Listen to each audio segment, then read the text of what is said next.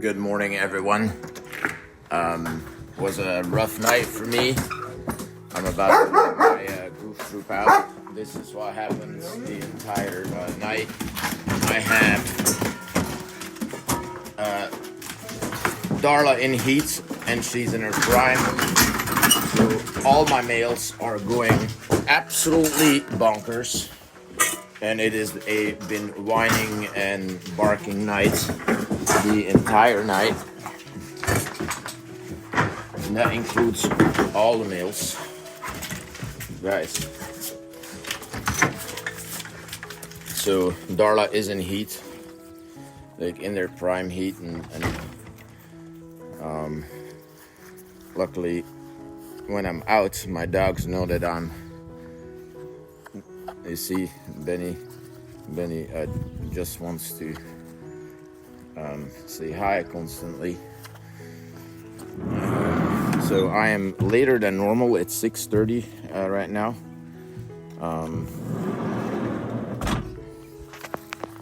So these guys are gonna go potty, and then Carl is gonna go potty, and then it's Ruppert's turn.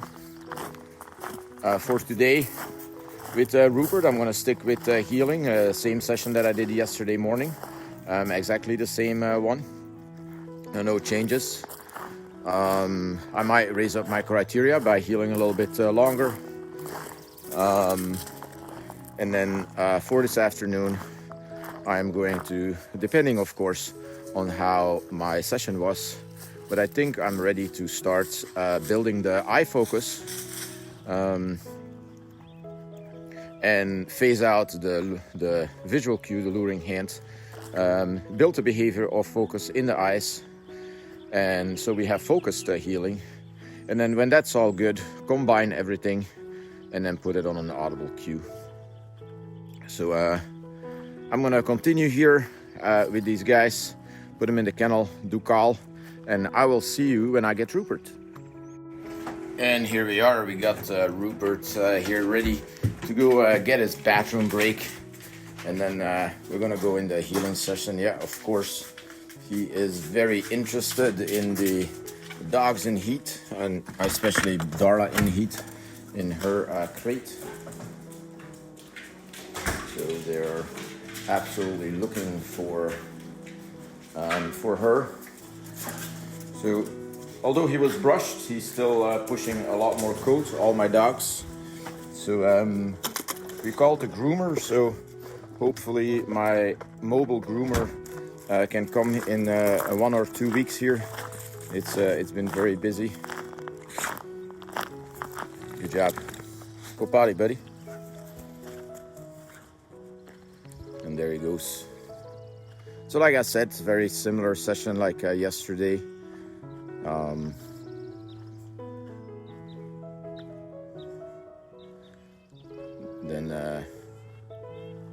Then we'll see how he does. Yeah, I can't wait to start teaching the focus and put everything on a cue. His healing is actually going really well. Yeah, so we'll see what he does today, and yeah, I will see you in the session.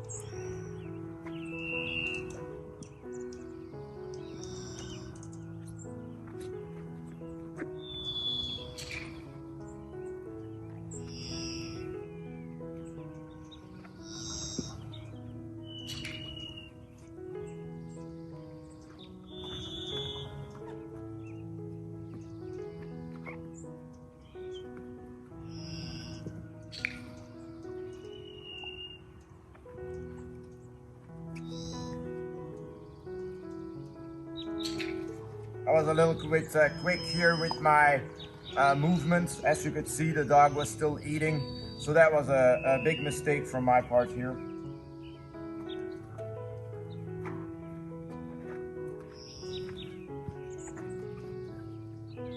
And he just picked up a whiff, I think, from Darla, because Darla did pee here.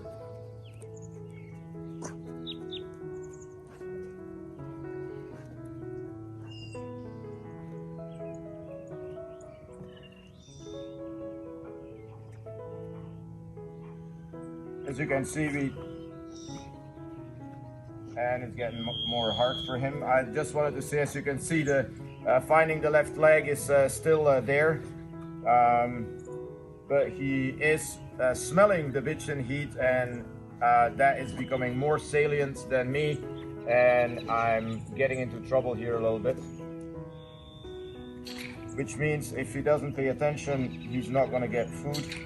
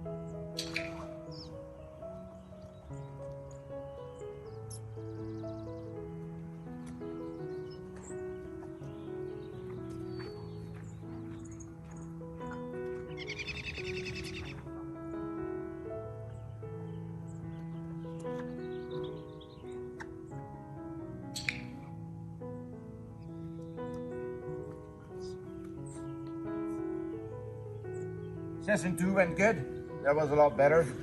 So let's keep going.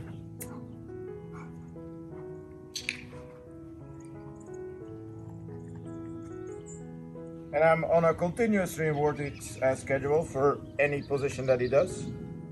Every correct position, he gets rewarded. I love balance here.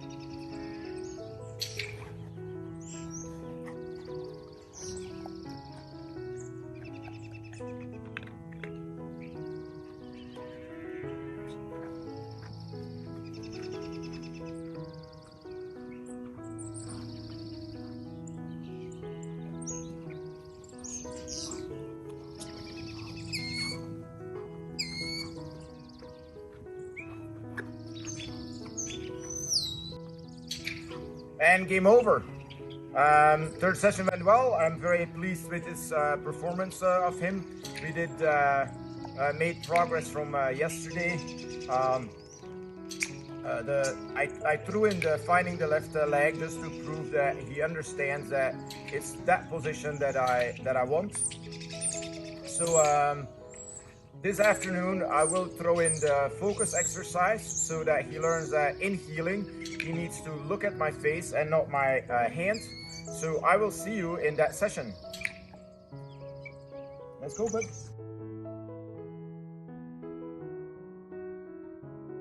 So we're here for the second session with Ruppert. As I discussed before, I'm going to work on focus. For me, the next piece of paper in healing Ruppert is really good coming in basic position with the hand as a visual stimulus. And also in healing, he stays in position with the visual stimulus of the hand. What we've tested or proved better in the previous session is that Ruppert's awareness of his position to the left knee is great, is perfect. His alignment of his shoulders to the knee is good, his body is straight, and we were able to do 90 degrees, 180, 270, and even 360 degrees with him staying in position, both left and right. So the next step in developing correct healing for focused healing is focus on the human, focus in the eyes, having eye contact as a new criteria. So the way I like to do that is to teach that out of basic position and go back to previous behavior is the touch pads. So what I'm going to do is I'm going to put Ruppert onto a touchpad. I'm going to stand in front of him, and what is going to happen is naturally he's going to look at my hands. And that will not lead to a reward. So what I'm going to do is I'm going to draw attention either by giving an audible noise. And if Ruppert looks at my face and looks into my eyes, he's going to get the secondary reinforcer. I'm going to give him a click, and we're going to give him the primary reinforcer of food. So what I'm going to do is I'm going to set up the session here. I'm going to grab my touch pad. I'm going to go get Ruppert, and we'll jump into the session.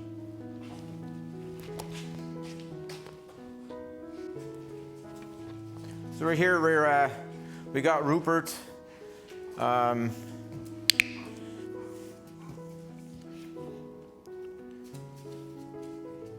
There's some other dogs in here that he's obviously smelling.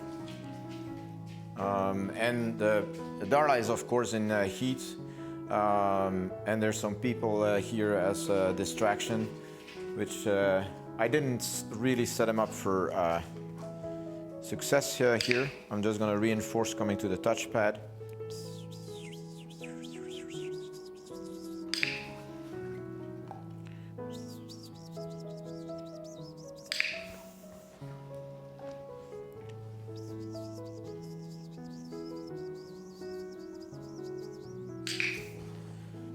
So what's important is that you feed ambidextrous or reward ambidextrous.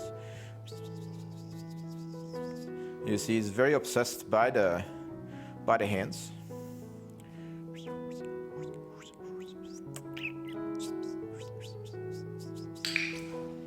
And eye contact is the reward criteria.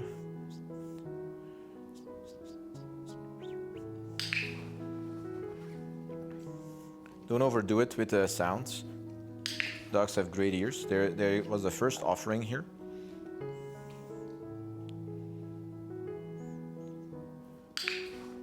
Second one.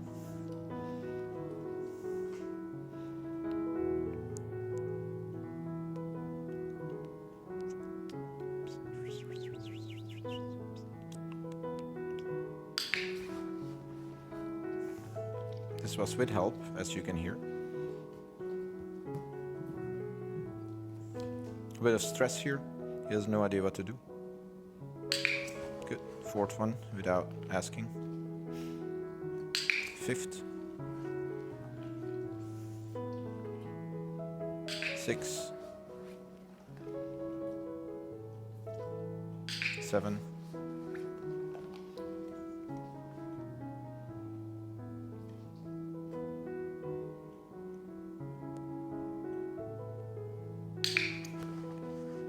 8. That's good enough. That was about 15 repetitions, so he had half of these repetitions successful, which was amazing. I'm gonna just check the camera to see if we're still rolling. And let's go to session number 2.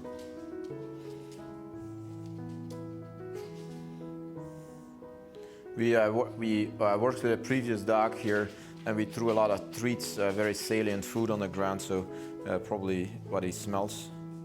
And then again here, people inside my training session for this is not ideal.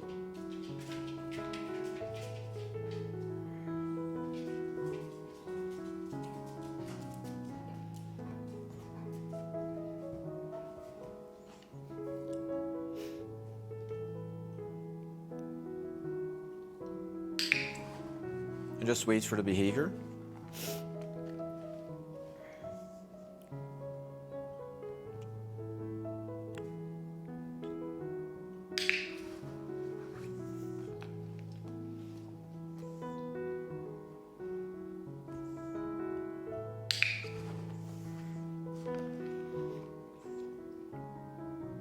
And my rewards criteria are just focusing my eyes, nothing more.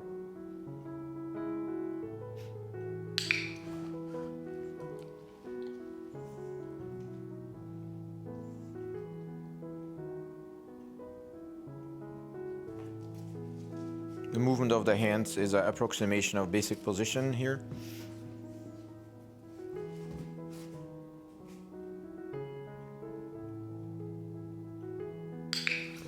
There it is.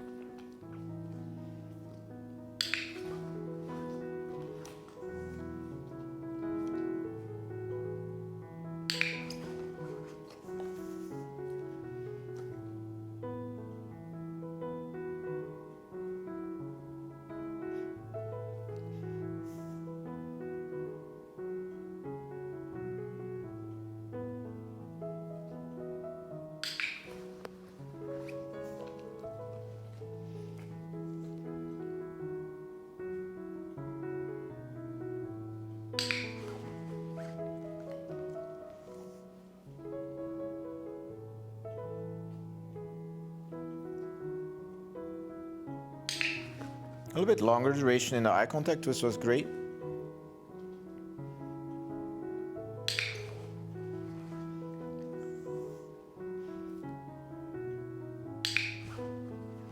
Good. Okay. It's about 12 repetitions. He did awesome. But you can see that the people, he's very aware of the people. The reason why is he's a little bit doubtful in what behavior leads to success, which, he throws a half a down, he throws a sit, he stares at my vest, he stares at the clicker, and of course any hand movement is gonna throw him off here. And the reason why that hand movement is throwing off, because from until now, we focused only on visual language, and healing and sitting and downing and standing, they were all cues that I've done with my hands. So my hands for him became very important, and that's something people don't realize.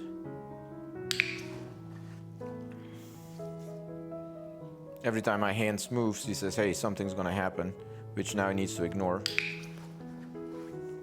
which is very difficult for him.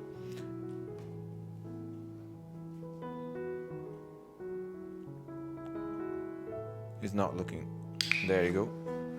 Sometimes he's looking here and not in my eyes. There you go.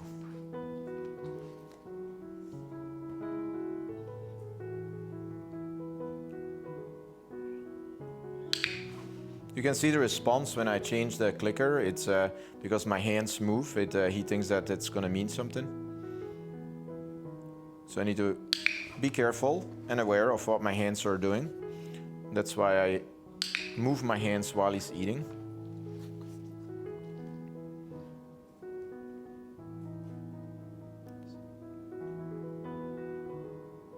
He's not looking at me. There you go.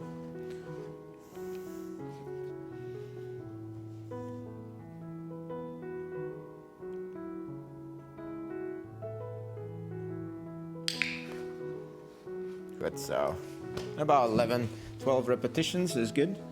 Give him a little mental break. And let's go again.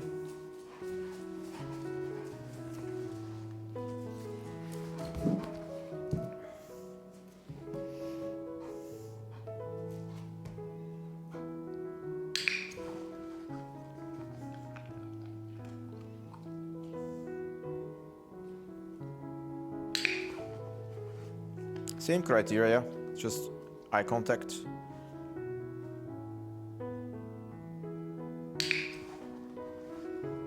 And I ignore every other behavior.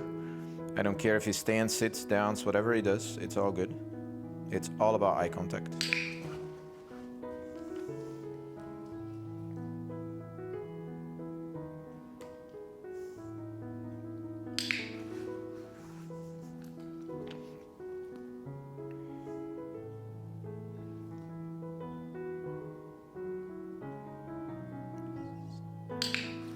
For some dogs, eye contact is a very unnatural thing because it often is a dominant sting, so they don't like it.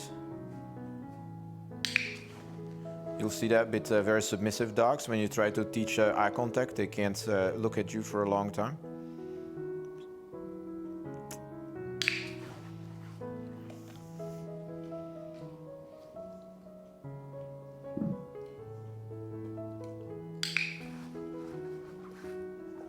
Even though he's not standing on the touchpad, I don't care because it's all about eye contact.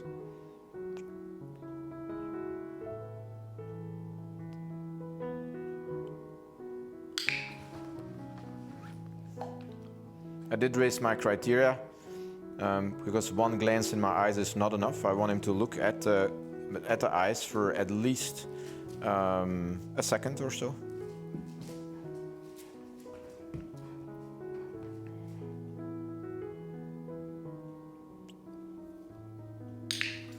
There it is. Let's give him a break.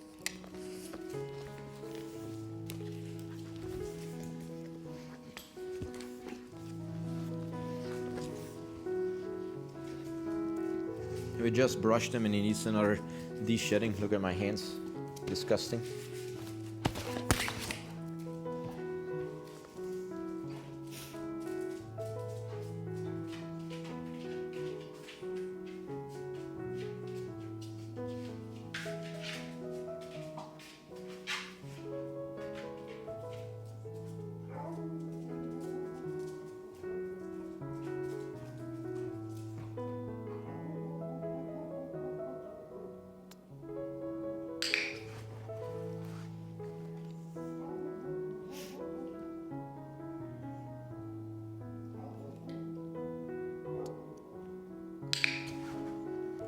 The bark of Falca makes him a little anxious here, because it's an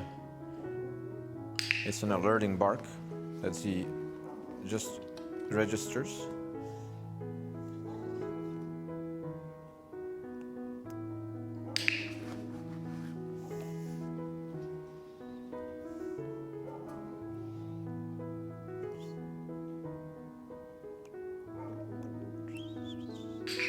One of the things that I'm noticing here, I'm picking up, is that he knows which hand is going to feed him based upon which hand has a clicker. So I need to change that up here a little bit.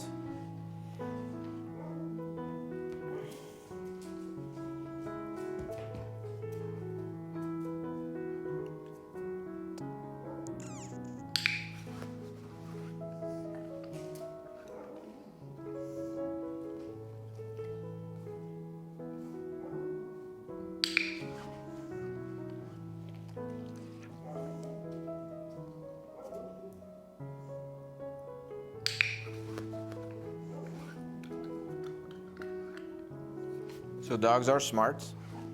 So they see the pattern. Every time the clicker clicks, the other hand feeds it. So this is not going to happen anymore. We're going to randomize that.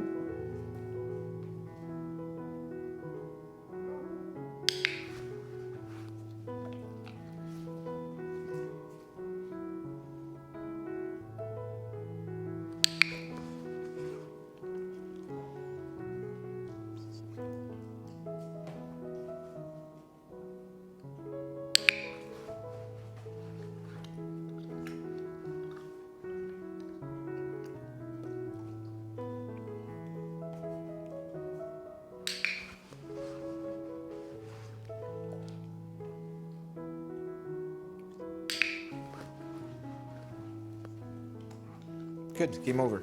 So that was it. That was the end of my session. I think it went really good.